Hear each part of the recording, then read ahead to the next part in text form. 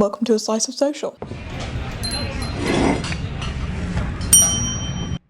Hello everybody, and welcome to the first ever episode of A Slice of Social. I wanted to pick some topics that I thought are, just to start out with, quite niche, and also some of them are very well known. Some topics that I just think have been really funny over the last few weeks. So we're going to start out with our very first segment, and I would just like to introduce it for this first episode. Our first segment, On the Clock. Okay, in this segment we speak about TikTok, pretty much, and that's trends and just really random stuff that I've been seeing that are just going on beneath the usual things you see on TikTok. And so far this week, I have noticed a new trend come up called gloving, which, depending on how long you've been on the internet for and what you've been interested in on the internet for that amount of time, you may know what gloving is. It's like, so for those who don't know, it's where you get these gloves, right, and they have lights at the top of the fingertips, and then you do like dances with them, and it's gotten increasingly more popular on TikTok recently, and it's really been confusing me, because before that it was, what even was it before? I don't know, but people keep getting really random topics and putting them in a video on TikTok and then putting really, really strange captions over top. And I think it's the weirdest thing ever. I mean, I love it. I'm here for it.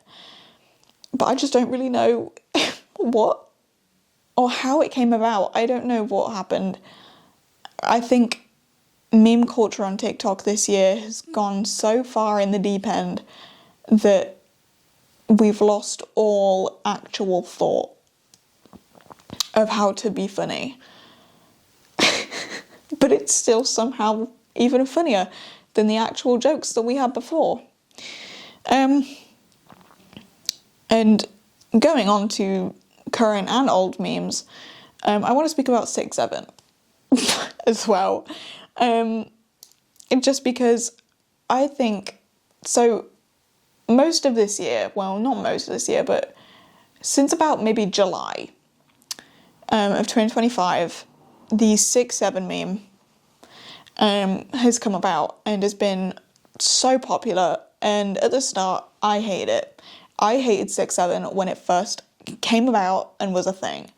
But over time, over the last few months, I've learnt to kind of love it. And it's kind of like a sleeper agent activation code for me now. Because whenever I hear someone say 6ix7ine or something, I'll go, what? And I'll just perk my head up. And I go, hello, 6ix7ine. And as well, because I have really young nephews. And so one of them is 7 years old. And we just, when we see each other, we just 6ix7ine. And it's great. And I've seen people recall back to, I want to say 2015, when 21 was a thing. And I thought about this because my nephew, that same nephew, knows about 21 now.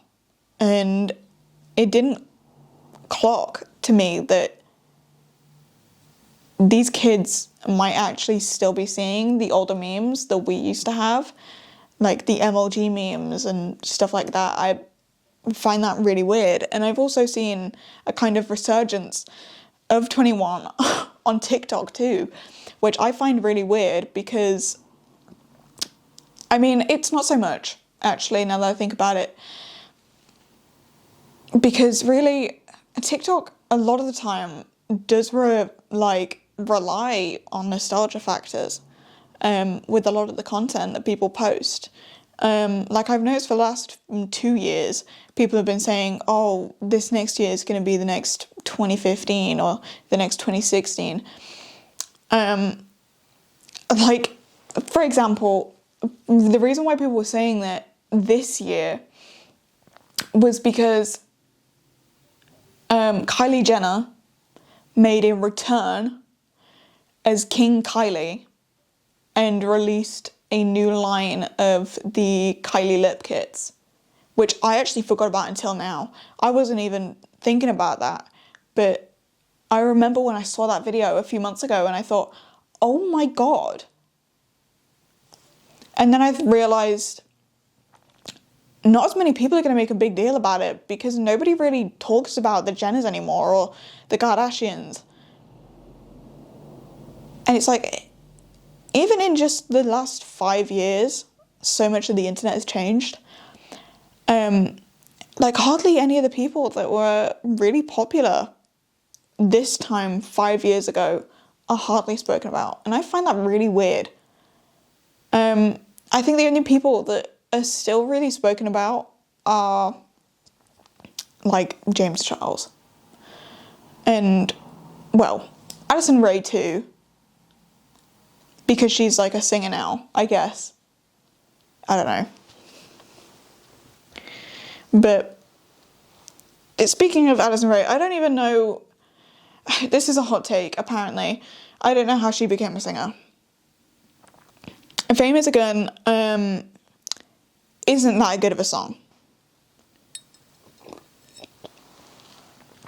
And I just don't think that she has very good stage performance. If I'm honest, and that's coming from me, I have terrible stage performance. I cannot perform in front of a crowd. And so me saying that is probably a lot. My next thing is actually more of a saddening topic. There is this account on TikTok that is a shelter for like injured animals and like puppies and kittens and stuff. And I found this like 2 months ago, and some of the dogs on there are really, really adorable, and I absolutely have my heart out for them. They're so cute. And there was this one dog called Walter, and he, I believe, was missing 2 legs, I think. And he had something wrong with his mouth, I think. Don't quote me on that. I can't actually remember fully. But I had like kept up with these videos of Walter, and I really liked this dog because he was really cute and he was honestly not even that old. And then I found out recently that Walter had passed away because of an illness. And I thought, oh my goodness. Like, it was actually really sad. And it kind of, and now I'm talking about it, it reminds me a whole lot of like when Grumpy Cat died. Even though that was on a much larger scale of fame, Walter was like, because it's really upsetting whenever like popular animals die. Like, there's so many like famous cats that have died. Wisp, that was a account on TikTok. Did Wisp die? Wait, I've got to look this up. No! Oh, poo. I've just completely ignored what I've said. Wisp isn't dead. But there was another one. It was, no. It was this orange cat. It was the one that had the bandages on its arms. That's what I remember. That one died. Anyway, moving on. I don't want to get too deep. Moving on to a better topic. I really like at the minute So recently I've been watching Glee, and one of the main actors in it, Matthew Morrison, is obviously a big fan of Wicked, because those have been coming out recently. And there was a video that came about of one of the actors from Wicked. I can't remember her name right now, but she did the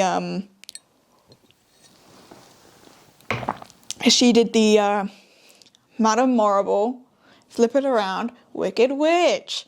And so after that, Matthew Morrison found this, and he decided to, I think the internet just kind of took him, ran with it, and the whole Matthew Morrison Flip It Around, Wicked Witch thing started, and I love it. I think it's so amazing. There were so many Wicked, like, songs on Glee. There were so many Wicked mentions on Glee, and so many, like, Oz mentions. And so I think running with that is amazing. I love Matthew Morrison.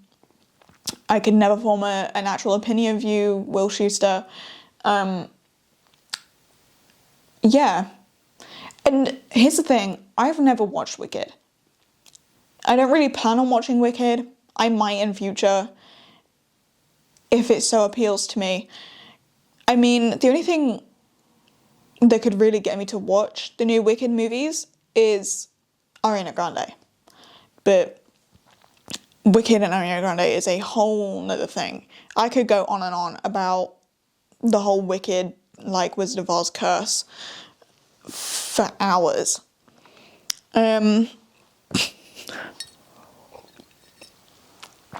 Our next topic is going to lead on to our next topic. So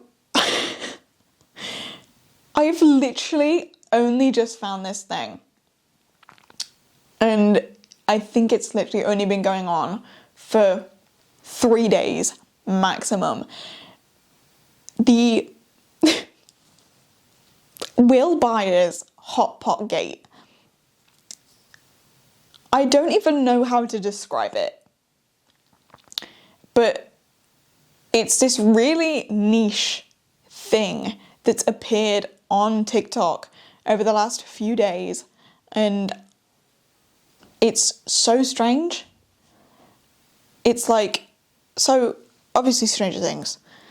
And with this, the fandom can be very strange. We know this. All fandoms can be strange. And people, there was like this one person that decided, oh yeah, Will Byers likes hot pot. And then I don't even know how it came about. I'm gonna be so honest.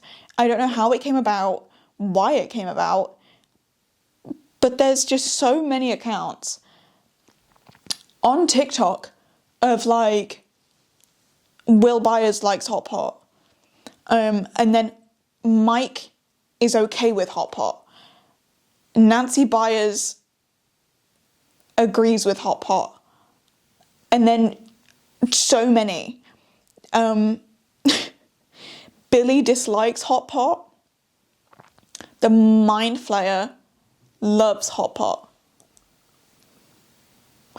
And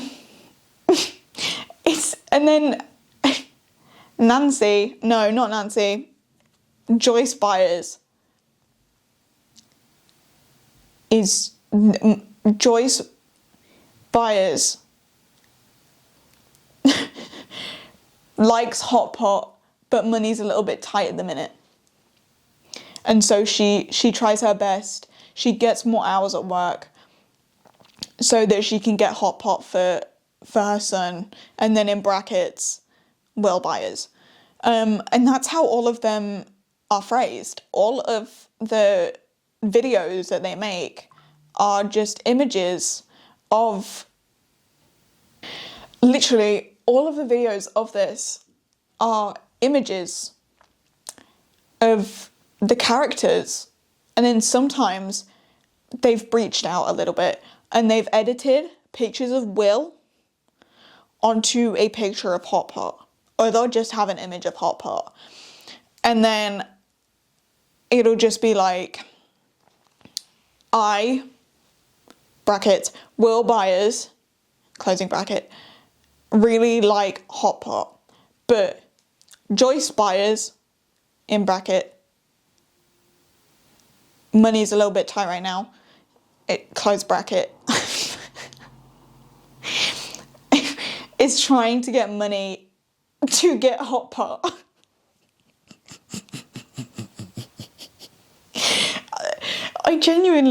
I love it. I went down a whole rabbit hole of this last night because it was so good. I loved it. And speaking about Stranger Things, we go on to our main discussion. For my main discussion today, we've got 3 things to talk about. And the first thing links back. I want to speak about Byla. Byla specifically. I don't want to talk about Maleven or all of the other ships in Stranger Things. I want to speak about Byla specifically, because I've seen a lot of discourse about it, and people, it's a 50-50, I think, of people who like Byla and people who absolutely hate it. And I literally couldn't tell you why people dislike Byla. Actually, I could, but I don't want to get into that, and I think we all know. Mainly because it's a show based in the 80s. So, I think we know that one. But people just really are like, no, Byla doesn't exist. This could not happen, ever.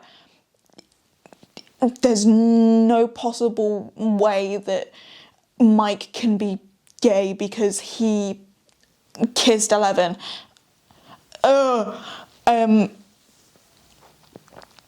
And to that I say, what? I don't know. And as well, it's the thing of people that do support Byla, they're like going full force with it. And I absolutely love that. Because, yes, we've had some rep in Stranger Things. Like, we've got Robin. That's it. We have only got Robin. And even then, well, actually, in volume 1 of season 5, we did get the most amazing speech from Robin. And I love that. Thank you, Maya Hawke.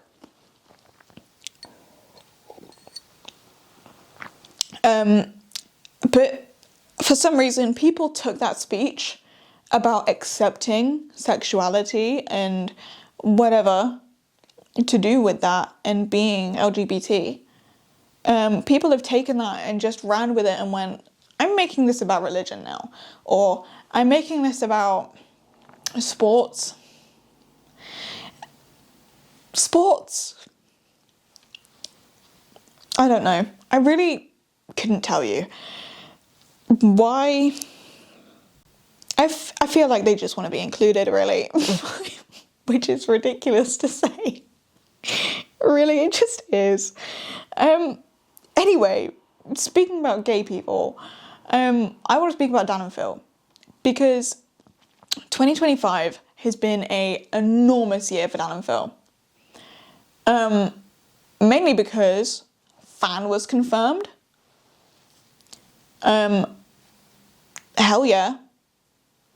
I've been a fan truther since 2015.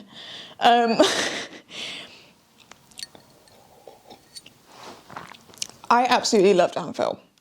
And I love that recently they've actually got an award from, I don't want to actually say the name, from a specific dating app. And they got the Top Gamer of the Year award, which I don't know why they're giving that out. I don't actually know.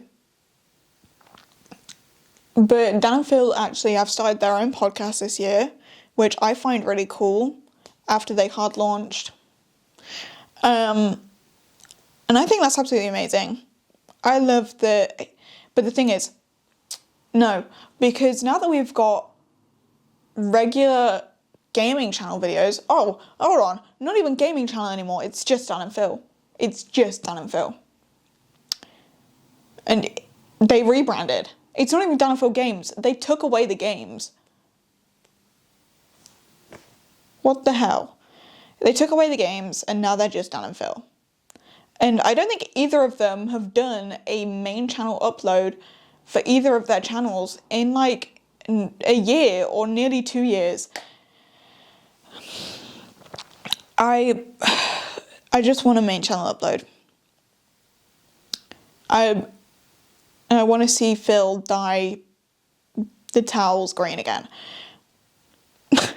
And also, then again, with Dan and Phil, you also bring the Labubus.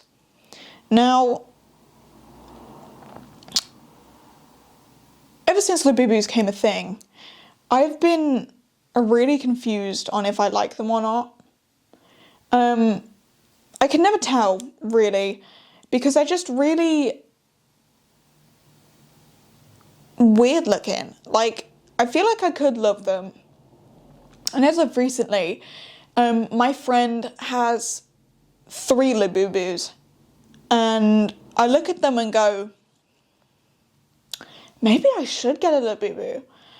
And so, in November, was it November? Yeah, it was November. I went to go see Radiohead, and inside the O2 in London, there was a Pop Mart machine, like a vending machine. And I was seriously considering getting a Labubu. And thank God I didn't get a Labubu, because if I did get a Labubu, I would be stranded in London. So, you know, really glad I didn't get a Labubu.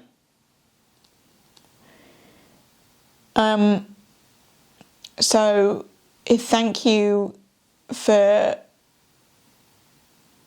not, I don't know. I'm just glad I'm not stranded in London. Really, I actually don't know where the Labubu craze came from. As well as the Dubai chocolate, I don't know where that came from. But all I'm happy about is that pistachio is getting the love it deserves.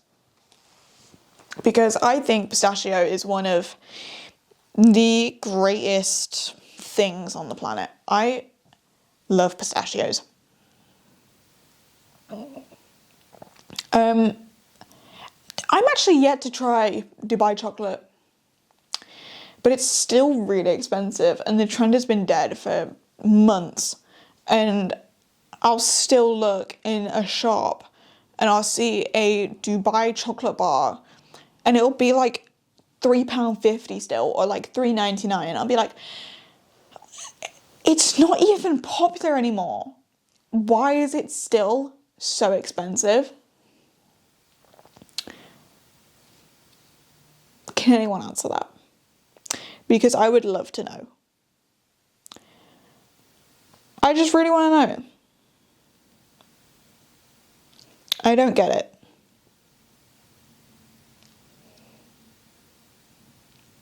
Yeah. Anyway, we are going to move on to my next segment, which is called On My Plate.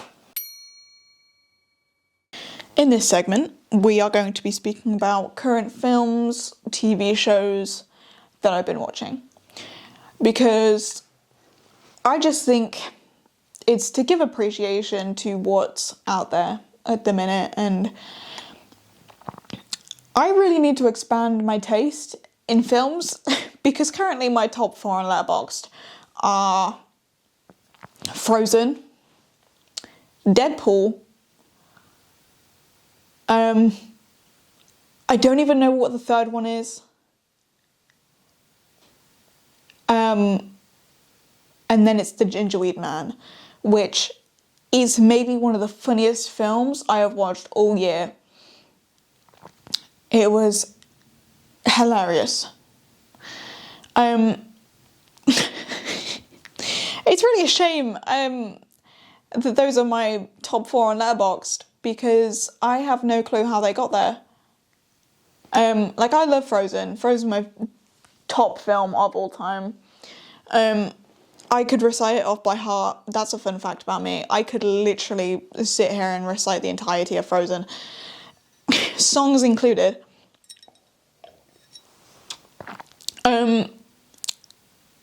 For this segment, my first thing that I want to speak about, as I mentioned earlier, I'm currently watching Glee. And I absolutely love it. It's brilliant.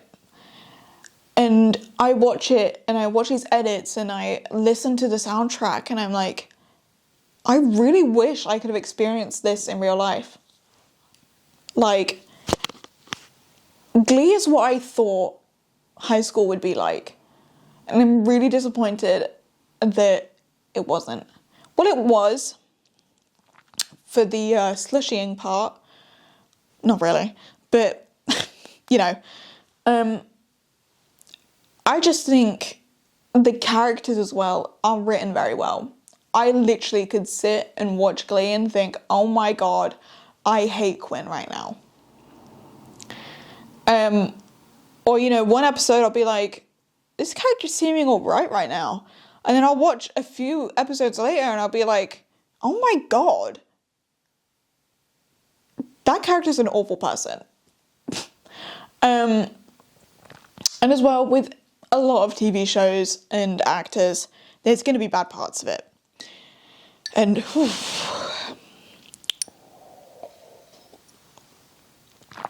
Glee certainly has its negatives when it comes to actors. But the show is so entertaining. It's also incredibly, like, heartfelt at times. My favourite storyline so far that I've watched, I'm on, like, season 3, is the Kurt Hummel storylines. I love the storyline between him and, I can't remember his name, Sharovsky? I think that's his name. The football guy. I think that was done amazingly. But one thing I can say about it is that they could have spoken about the incident more. Like, I feel like nobody actually really spoke about that. Like, Kurt didn't even speak about that. Sharovsky didn't think about that. And I feel like it was really just looked over. And that kind of annoyed me when I was watching. Was it the first season that happened? I think it was. Yes, because then Kurt joined the Warblers for a little time. Anyway, on a completely different note than Glee, but is also on that line of, I guess, show, is Hannibal, the NBC Hannibal. Recently I've been rewatching it, because the last time I fully rewatched it was at the start of 2025. Or before then it was the butt end of 2023. And I was really ill, so I couldn't watch it fully. But I'm rewatching it at the minute, and I didn't realise how intimate Hannibal and Will actually are during the show. And I think, how do people actually sit there and say, this show isn't gay? Couldn't be. I don't know. I really don't get how people can say that about the show and how there's definitely no subtext. It's not even subtext, it's literally outright saying it. Bryan Fuller has literally said that Hannah Graham is real. The actors have said that it's real. And also, speaking of the actors and Bryan Fuller, it's been talked about recently that there's going to be season 4. There's going to be a season 4 renewal for Hannibal, which I am praying is true, because I really need more of them. I don't even know what season 4 would entail, especially after the end of season 3. So I don't really know.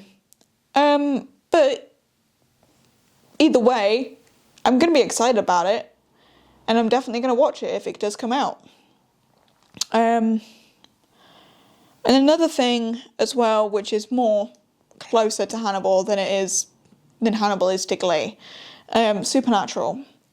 I finished Supernatural months ago at this point. I think I finished it in August.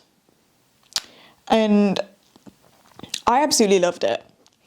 But I will say, Supernatural is one of those shows where it's...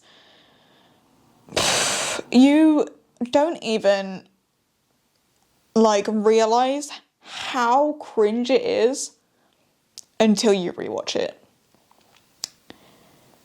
And I just think... I watched some of these clips from Supernatural, the later seasons, and I think... what actually happened? Or what happened to the storyline? What happened to the serious acting that was going on beforehand? After Swan Song, it just kind of went, woo. Personally, I actually really liked the ending of Supernatural. I thought it was good. It seemed a little bit rushed, but not every show is perfect. So you've got to take what you can get, really. Literally just before recording this, I actually just finished volume 1 of Kill Bill. And I actually really liked it. I don't know why I didn't watch it before. I have literally got a DVD of it. I've been staring at it. My mum had it, or has it, and I've been seeing it my whole life, and I've always thought, I should watch that. It looks like a good movie. And then I've actually watched it and I realised, yeah, it is a good movie. I love the action sequences. It's really cool, especially near the end. Yeah. I really liked it. I think I gave it a 4 stars on Letterboxd. I'm about 10 minutes in to volume 2. It's really bad, actually. I need to keep just watching films and not pausing them in the middle of it. Because I started doing that with No Country for Old Men. I started doing that with Reservoir Dogs. And I think I did it to a few other films too. And another show that I have been watching recently as well is Interview with the Vampire. I started watching that. I got about an episode in, I think, and I am actually really enjoying it. It's for a Netflix show. Well, I don't actually know if it is a Netflix show. I think it's an AMC show. But either way, I really like how it's filmed. I really like that it's not scared of intimate scenes. And it's not scared of being upfront about the sexuality of it. Because the main story is based in the 1910s, which I love. It's a Western themed vampire show, and I think that's tailored to me. I love it so far. And I'm definitely going to continue watching it because I'm really looking forward to what it has in store. And the main reason I started watching that is because I thought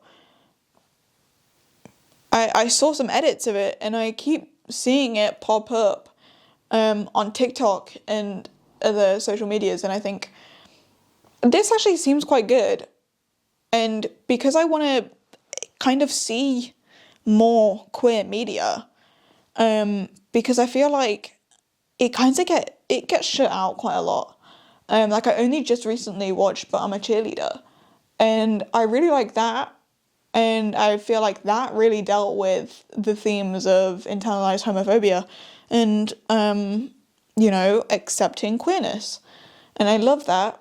And I love that this show, Interview with the Vampire, it's not afraid of that. And I love that. And I need to watch more shows that are like that. And that's why, as well, going back, that's why I really want Byler to be a thing. By the time this episode releases, it'll probably have already been released. The end of Stranger Things, that is. So I guess I'll see. But I'm really excited to see the end of it.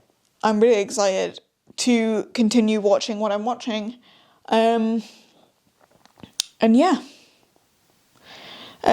I think that's about all the time I have for today. I've gone through all of my topics.